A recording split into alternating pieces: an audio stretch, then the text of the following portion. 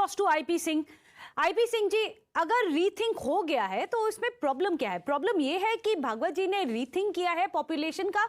Is it about राजनीति या एक population control for the country as a policy matter?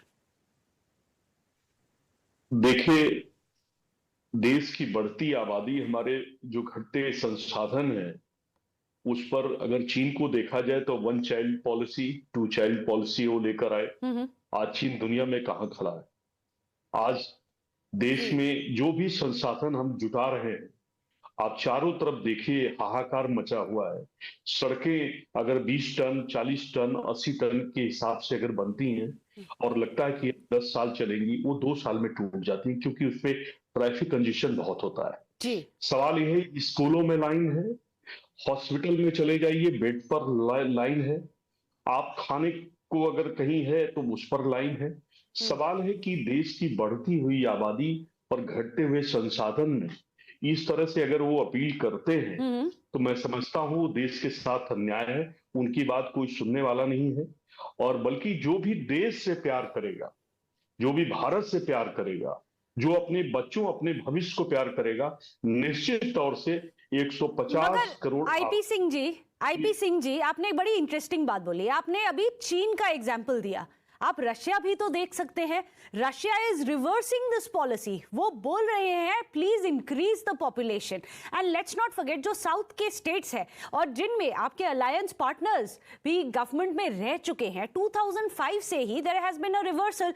जो हम दो हमारे दो का पॉलिसी है under the Panchayati Raj Act, उसमें anyone above who has more children than 2 were not allowed to contest. 2005 में there are 5 states, आज के दिन में 5 states which have already scrapped it. There is Andhra Pradesh, there is Madhya Pradesh, there is Chhattisgarh, there is Haryana, all of these, Himachal Pradesh, ये तो आपके ही alliance partners है।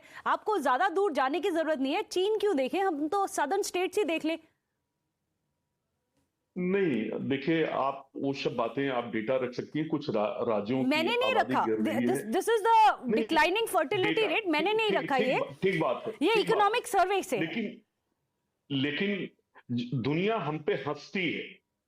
हम बच्चों को दो टाइम भरपेट भोजन नहीं दे पाते, हम बच्चों को 1 कप दूध नहीं दे पा रहे, हम एक फल नहीं दे पाते, हम एक अंडा नहीं दे पा रहे हैं। स्कूलों में, अच्छे स्कूलों में बच्चे का एडमिशन नहीं हो पा रहा है, अस्पतालों में इलाज नहीं हो पा रहा है। और भारत, जिसकी आबादी 150 करोड़ के लगभग 150 करोड़ हो गई हो, देश का सबसे आबादी वाला देश हो, और वहां इस बात की चिंता करी जाए और आरएसएस जैसे संगठन ये चिंता करें कि 3 बच्चे पैदा करिए, 4 बच्चे पैदा करिए, मैं समझता हूं कि उनकी बात को कोई भी सीरियसली नहीं लेगा। Rahul Easwar ji, let me bring in Rahul Easwar ji, क्योंकि वो भी हमारे साथ जुड़ रहे हैं। He is also from the south and perhaps would be aware as to why the state governments felt the pressing need, whether or not it's a central policy, state governments, successive ones from across the political divide, why are they worried about the aging population? Rahul Ishwar, because you have Asaduddin Owaisi, वो तो बोल रहे हैं क्या एक लाडली औलाद scheme बनाने वाली है? Meghna ji, as a person from South and as a person who studies demography and as a Gandhian, let me touch the feet of Pujaniya Sarsang Chalak for raising this issue.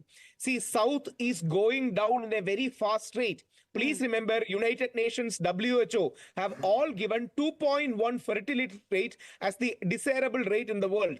In India, our population is dipping, especially Hindu community's population is dipping. Please remember, there is no Muslim overpopulation. Muslim community's population is strong and healthy. It is around 2.3. That actually has been declining as well, Rahul Ishwar ji. Yeah, that's declining. But please, there is no issue with the Muslim fertility rate. But the Hindu fertility rate, for example, in Kerala, is only 1.3. That means rather too much below the 2.1 level. The Christian community fertility rate is going below. It is 1.6 to 1.8. These are statistical, empirical data that is available with the government. That's the reason why we are saying we need a stabilizing ratio of something around 2.2 to 2 to 3. That's the reason why Pujaniya Sarsang Chalak said you cannot. But Rahul Ishwar ji, Mohan Bhagwat never said it's about the Hindu population or the Muslim population. He talked about Indians. Yeah, that Indians will face a problem with the aging population that we have and the dropping fertility. He never talked about the communities, which I would like to add is your conjecture.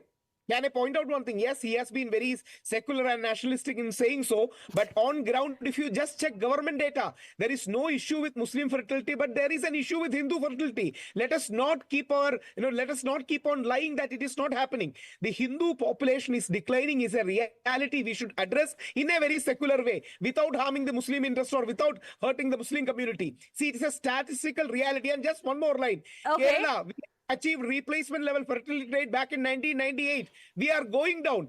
Ghost towns are happening in Kerala. BBC reported that Kumbanad is going to be a ghost town. Pathanamthitta, where I come from, is going to be a ghost district. In 20 or 30 years' time, population is going to decline to such an extent that school, colleges and everything is going to be shut down. This is not by a RSS or a Hindu activist. This is by BBC coming to Kerala and reporting on Kerala.